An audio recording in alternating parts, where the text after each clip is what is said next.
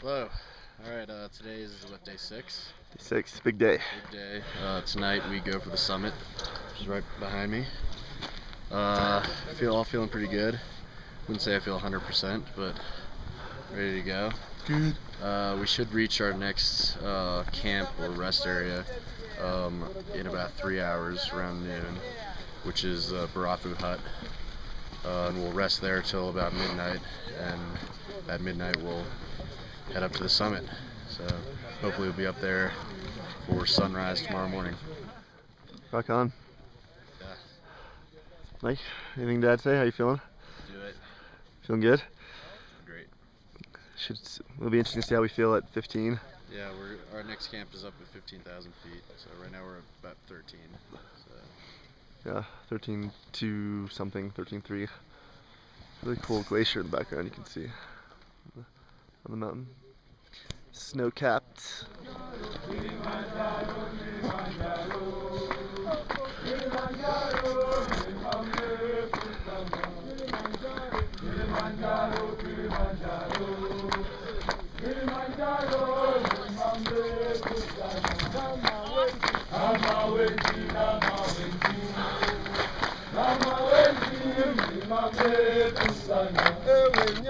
Ewe nyoka, ewe nyoka, ewe nyoka, mbona wanizunguka, wanizunguka, wanizunguka, wanizunguka, watatone,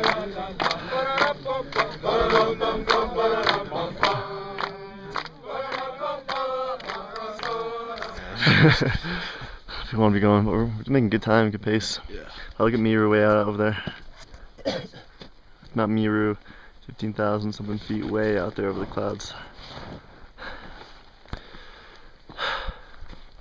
So, doing good on day 6. Day 6, we're heading up to base camp right now. Really gorgeous trail. We're in Alpine Desert, I think, at this point.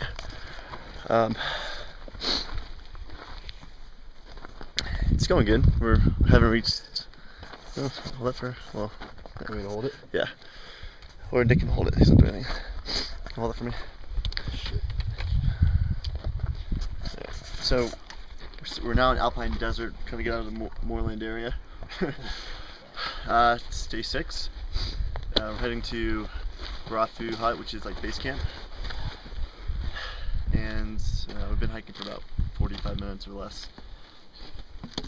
Got about 2 more hours to go, I think. 2.5 hours. Yeah. And then we'll chill for the day. And summit them tonight. But now we'll put it in the background. I say we should go up there now. Just go straight up. I got my crampons. Yeah. I gotta take a pee though, so you can talk to Dan if you want. TMI. Probably turn off the window button. Or just follow you.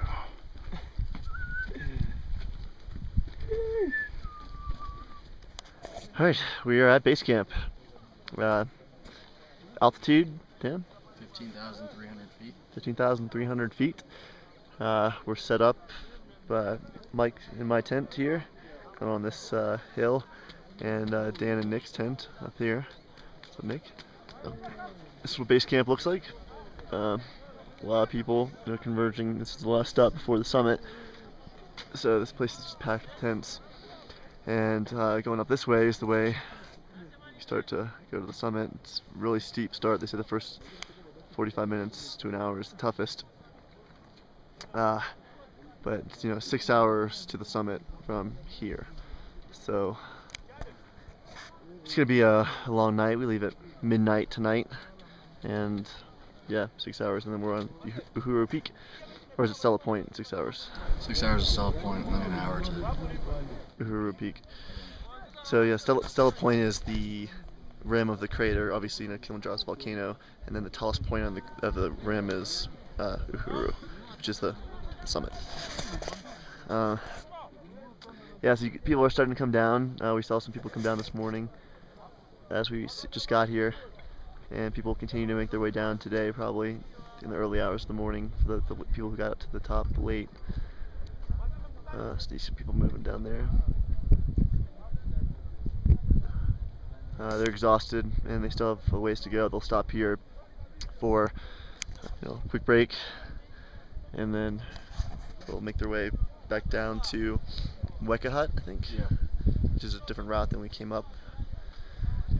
And then they'll sleep the night and go all the rest of the way down tomorrow. So a lot of downtime going down the next 2 days. But I think we all feel pretty good.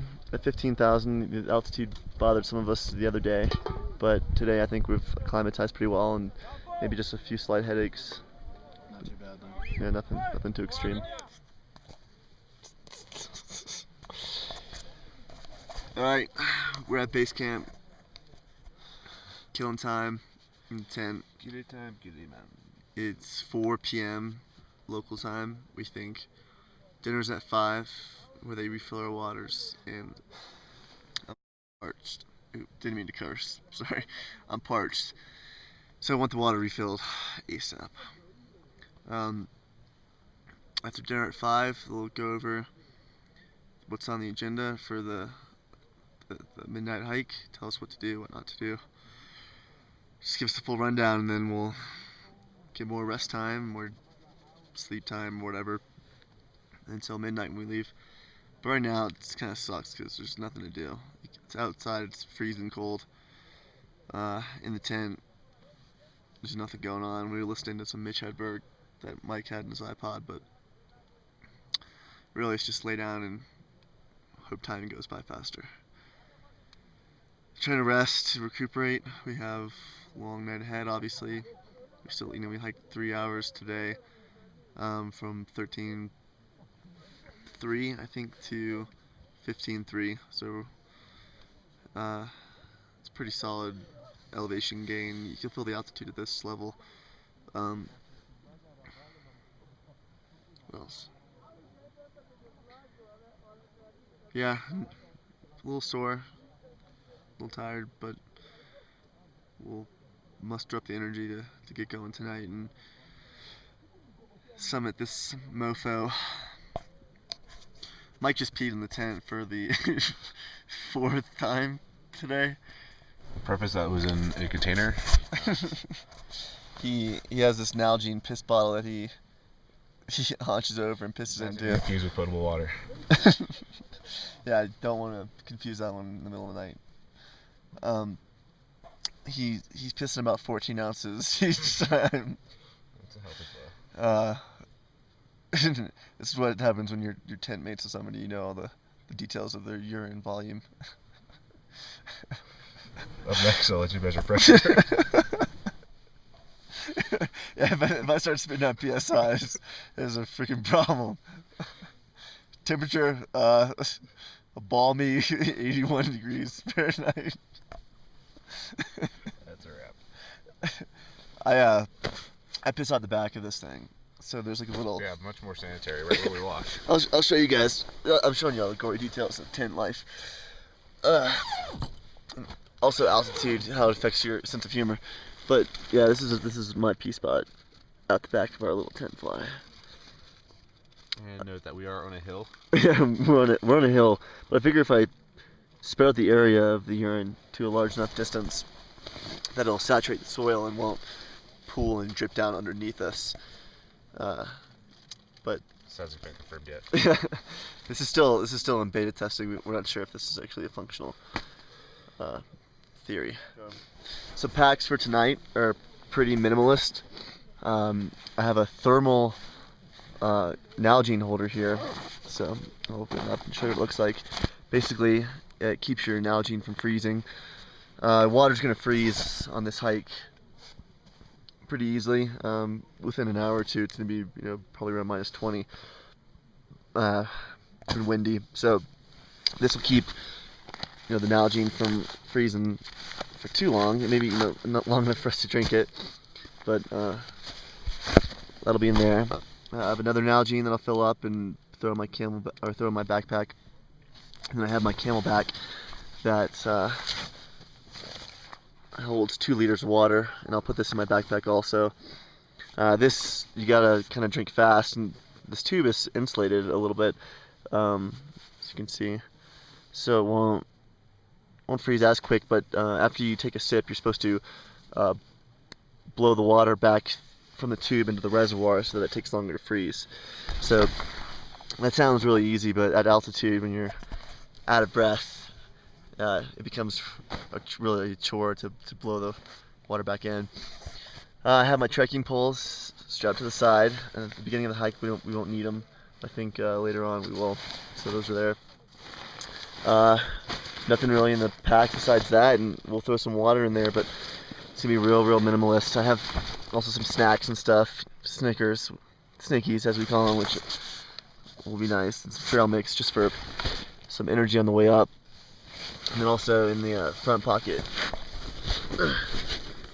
stash some Powerade energy goo. It's like the consistency of like pudding or like chocolate syrup, but it's pretty good tasting and gives you a lot of electrolytes and calories to keep going. This is already like freezing in the tent, but it's gonna freeze like crazy tonight. So I have like 3 of those things in here, and then also I have some Advil just in case the first series of symptoms for altitude sickness or real bad headache. So if you get a headache, pop a few Advil and hopefully it goes away and doesn't get worse. We all brought Diamox on this trip and we all decided not to take it. Diamox is a medication that I think acidifies your blood a little bit, allows you to take in more oxygen or respire quicker. We all decided our bodies are pretty... Respire. Respire? That's a word, right? I think respire. Yeah, Google that.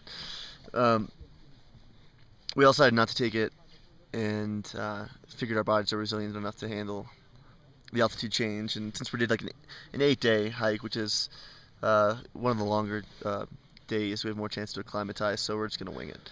If we get real sick on there, so be it. I can throw up the whole way up as long as I make it to the top. So yeah, no Diamox for us. But we have it in case, I don't know, our heart stops or something. I don't know if it's going to do anything, but yeah, nothing. Anything else about the pack? That's about it for the pack.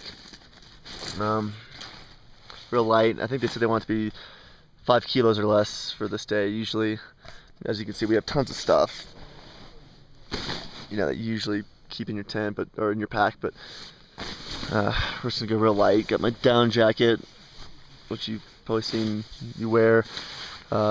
Rain pants that I'm gonna put over. Fleece pants, like insulated pants here. Got new socks and boxers and ski masks and all that other warm stuff for tonight. Kind of ready to go. And before the final time, I guess after dinner, I'll put all this stuff in my sleeping bag with me, get it warm before we got to put it all on. It's pretty much the tent. All right, well, anything else to add? Probably check in one more time after dinner, maybe before we launch out of here, and then I might try to film a little bit on the way up, but it's probably not going to happen. But I'll definitely film the top, so check in later.